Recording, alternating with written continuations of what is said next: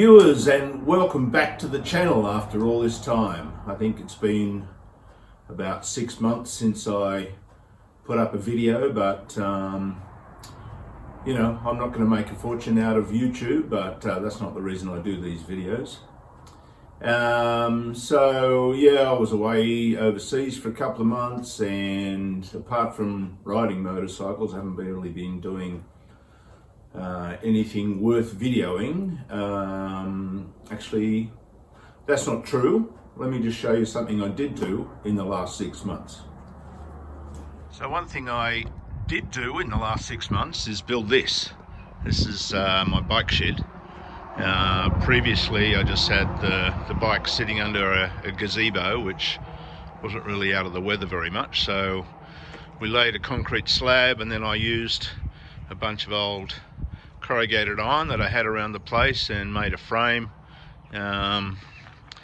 So there's enough room in here for at least, well, there's 4 bikes in here at the moment. So I've made these cantilever doors and nice painted floor. So I've got my partner's FZ in there, the Katana and the 750, and some shelving up the back for various bits and pieces, panniers and old bits and pieces. So that's one thing I have done in the last 6 months. So get some stuff out of the shed and into here. So yeah, that sort of tries to keep the weather and the spiders off the motorbikes, and that's it's nice to be able to just ride in and then just ride straight into that. So it's a good place to keep all the bikes. So as you can probably tell by the name of this video, I'm going to be putting a oiling system, chain oiling system on this bike.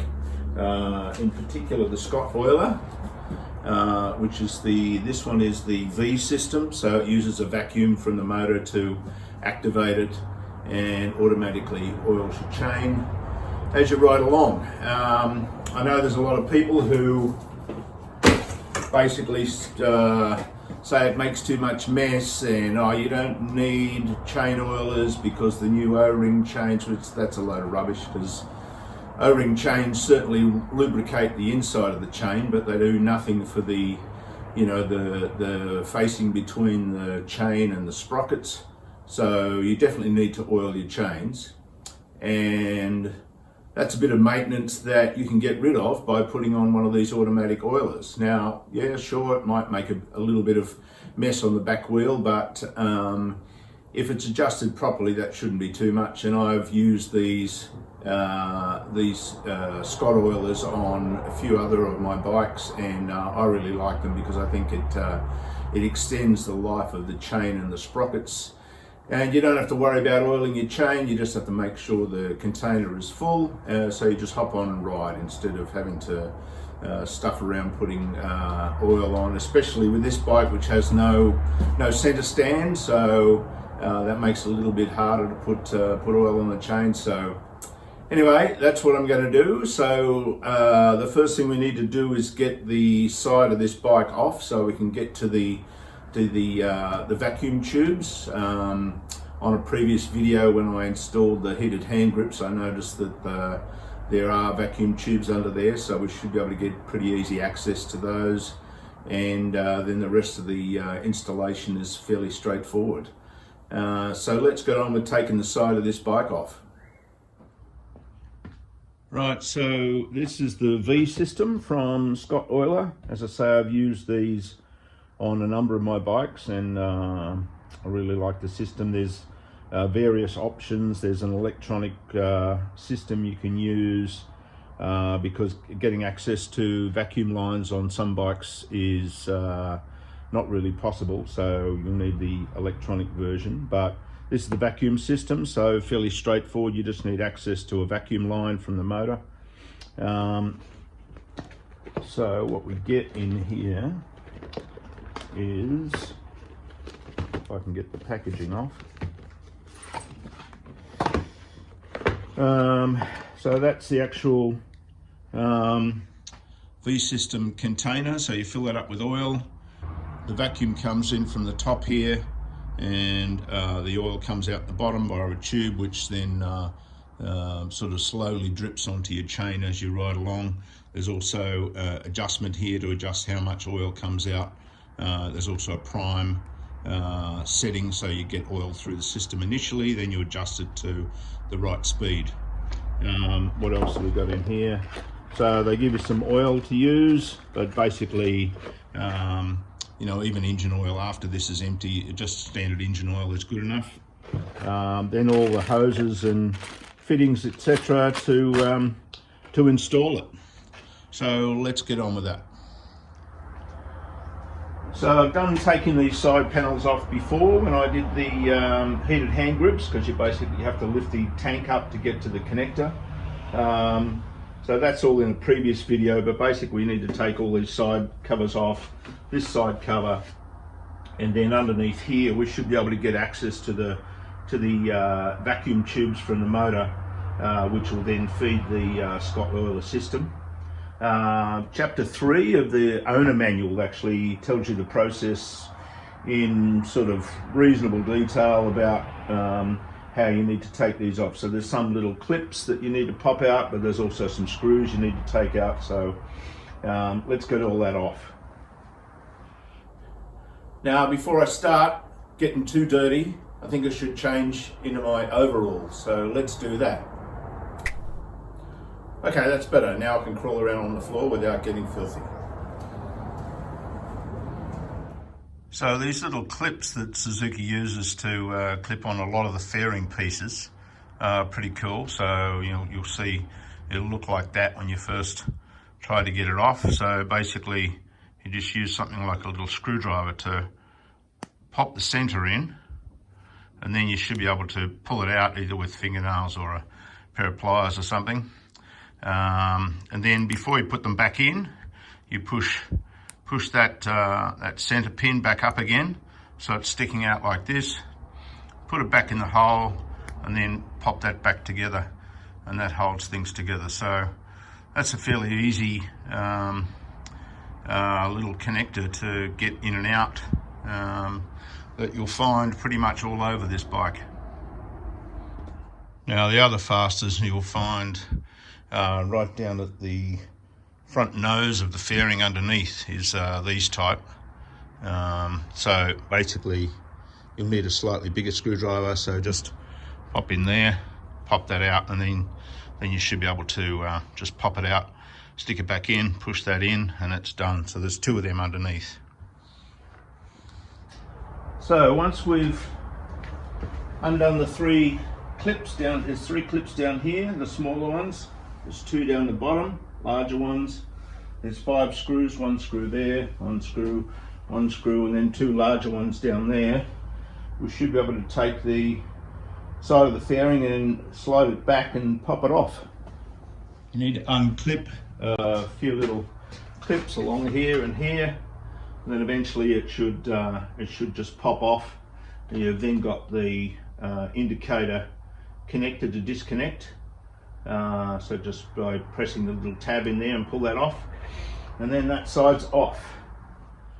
Now to get to where we want to get to, which is under here, we want to remove this panel here, which just velcros on, but there's also a screw which holds it in up here. So let's see if we can get that off without taking this section off.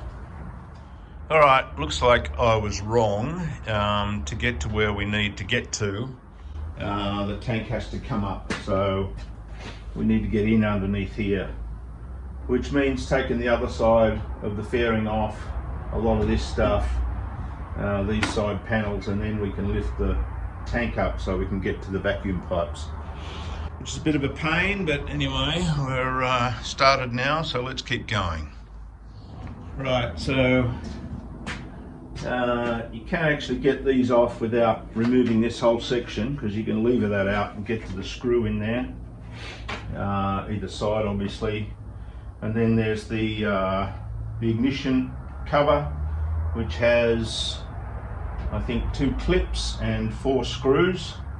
So that then comes off, and then there's a a smaller cover that goes right over the ignition switch. It just pops off. So now we undo the two screws holding the front of the tank down, and theoretically we should be able to lift the tank up and chock it up with a bit of wood or something, and then get to the vacuum lines underneath. Right, now we have the tank chocked up with a piece of wood. We should be able to get to the vacuum lines, but I'm going to have a cup of coffee. That's enough for a little while. 1 hour later. Right, so now we can get under there on the right hand side of the engine. If we're looking under here, that there is the pipes coming from all the injector housings, and then that also joins up to a T-piece that joins this hose here, which goes up to what I think is a map sensor. So that's a fairly convenient place to cut into that pipe and put a T-piece in, and then run that vacuum hose off to the oiler system. Right, so there's the T-piece put in there. They give you two different sizes of T-piece.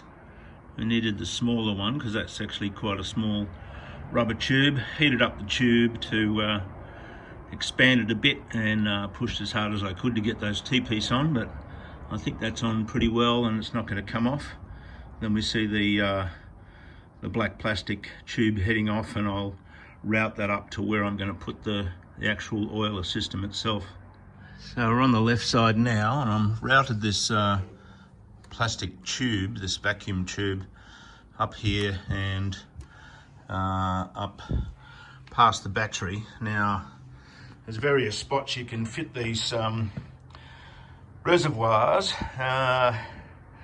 ideally on the outside of the bike, but there's not really any place convenient on this bike to mount it which won't get in the way of swing arms or panniers or whatever. So what they recommend is mounting the reservoir up underneath the seat here, which I used to have my reservoir on my GSX S1000GT FA up there. Now that's a good spot for it. It works fine. The only trouble is, you know, to check the oil level you have to take the seat off, but keeps it nice and neat. So we'll stick it up there. So this is the oil dispenser that fits down the back here and rubs along the side of your sprocket, and very slowly, about 1 drip per minute, drips onto your chain as you ride along. We need to mount that somehow. There's various options, but in this case we're going to use this bracket, which will go underneath this paddock stand spindle. Mount that sort of at that angle, and then we'll bend it into position so that it's pushing on the right spot. So I'll have to take it off the paddock stand and mount that, and then back up on it. Let's do that. Okay, so that's screwed on there now, and then once we get the nozzle in position, we'll just bend that to suit so that the nozzle is pointing right onto that sprocket. Okay, so I changed my mind. I wasn't real happy with the position of that little bracket there on this side of that swing arm connection, because of the angle that the oil feed was coming in. It was sort of crimping the tube a bit. So I basically replaced the M8 bolt holding this paddock stand spindle on, so that there's threads coming out the other side. Put this on that side with a nylock M8 nut on there, so I think that's a much better position for that to fit the oil dispenser close to the chain. So there you can see the oil dispenser basically pointing right on that edge of the chain and sprocket, and that's where the oil will drip and lubricate the chain as you go along. So we'll just run the tube up to the oil reservoir, and then we're sort of getting towards the end.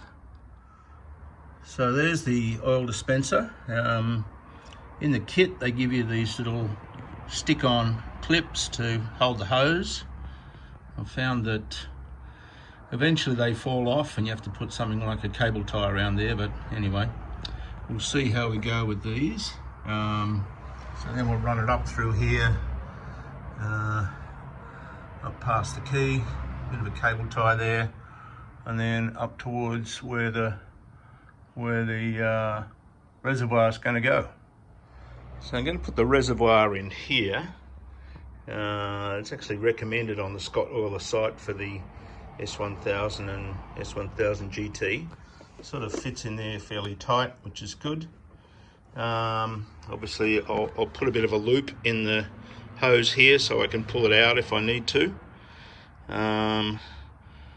So now it's just a matter of connecting up the hose, the oil hose and the vacuum hose, filling it with oil, and then priming it so that the oil comes down onto the chain. So let's do that. Now, just to check that this is actually working before we put everything back together, we need to start the engine, and we should see that little valve just there open with the vacuum. So let's give that a try.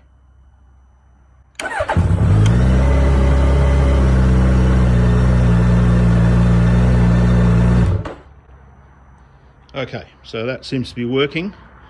So I guess we can start slapping things back together. Okay, so that's sort of roughly in position at the moment. So we'll use the oil filler bottle that comes with the kit to fill up the reservoir. Basically, you take this rubber bung off and use that hole there to fill up the oil. You can see that's almost at the top there. Then we set the control here around fully clockwise to the prime position. Put this back on, take this little cap off. I've actually sent an email to Scottoiler because the previous ones that I've used had an actual breather pipe that just sort of sits up here, which allows air into the system, which I didn't receive, and this is a different design, so I'm not quite sure what's going on there. So anyway, there's this little cap on there. So I've taken that off. You put the oil filler bottle tube into there and then squeeze it, and then basically you should see the oil very slowly moving down this rubber hose that you've installed until it eventually pops out down the bottom at the little oil injector there. That takes a while. I used the oil filler bottle for a while just to slowly push all the oil through the tube. Once that's done, then basically you turn the control off prime and then back around. You can see that it spins right around. At the moment it's set about there. So there's your prime position there. There's where it's ended up. So you basically adjust it. The easiest way to do that is just to pull this little oil injector thing off the wheel, and then what you want is about one drop every 60 seconds. So basically the engine needs to be running to provide the vacuum, and then you just wait till it drops once and then measure the time, and then slowly adjust this adjustment on the Scottoiler so that it's about one drop every minute, and that should be enough to keep your chain oiled for quite a few thousand kilometers. Then obviously you need to check under here every now and then to see that you've still got oil in the system. But yeah, that's sort of working at the moment. So I just need to verify about this breather, whether the cap needs to stay off or whether it goes on, or because as I say, with the previous kits I've got, they've got a little breather hose they give you which just sits here and allows air into the system so that oil can come out. But with that cap on, I would think that that's probably not going to breathe. But anyway, hopefully we'll get an email back from them fairly soon. All right, there we have it with all the fairings back on. with the various clips and bolts and whatever. Just going to leave this tailpiece off for the moment until I hear back from Scottoiler about what actually happens with that breather tube there. So I'll let you know once I hear back from them. Otherwise it's all done. And also over here we have an empty plastic tub, which is always a good sign because there's lots of clips and screws of various sizes. Taking these fairings off this thing, so we managed to put everything back the way it was, which is a bit interesting. Now, the other thing that I found while I was trying to test the oiler was that this little panel here that goes around the ignition switch has the key sensor in it. So I was trying to start it with that pulled off and just sitting over here, and I was getting a key unrecognized or key invalid error until I realized that that needs to be in position so that it can recognize the key. So that's a bit of a trick for young players. So once I put that back on, it was all fine. Anyway, I'll wait till I hear back from Scottoiler and then just button it all up and complete it. Okay, it's amazing what a bit of Googling can do. So apparently this cap is the new system, so there's no breather pipe. I've actually taken that whole rubber section off, and even with that cap on you can still suck air through it. So that's designed to sort of stop rubbish getting in, but also let a bit of air in so that the system works. So I can put the tailpiece back on and we're pretty much done. Okay, that's it, viewers. Another video done. Running out of things to do, but the next video, which could be another 6 months, but I might do some ride videos. But a few of us are planning on going to the Isle of Man TT next year in the first week of June for race week, and then straight after that, two of us are going on a bike tour around Germany, Austria, Italy, Slovenia and Croatia with a company called Oz Alps. So really looking forward to that. So I'll probably take my GoPro on that one and probably take a video and release a video for that trip, although that's not till June next year. Not sure what else I can do, but you never know, another project might pop up out of the woodwork. Anyway, thanks for watching, thanks for subscribing. We're up to over 500 now. I'm not going to make any money out of YouTube, but that's not why we're doing it. But hopefully this video helps somebody. If you're one of the haters who doesn't like automatic chain oilers, then that's fine, you're entitled to your opinion, but I have them on almost all of my bikes and I like them, and it just takes away that maintenance. And so you can just basically hop on your bike, away you go, and you know that your chain's being oiled, and it makes your chain and your sprockets last much longer. So anyway, once again, thanks for watching, and we'll see you in the next one. Bye now.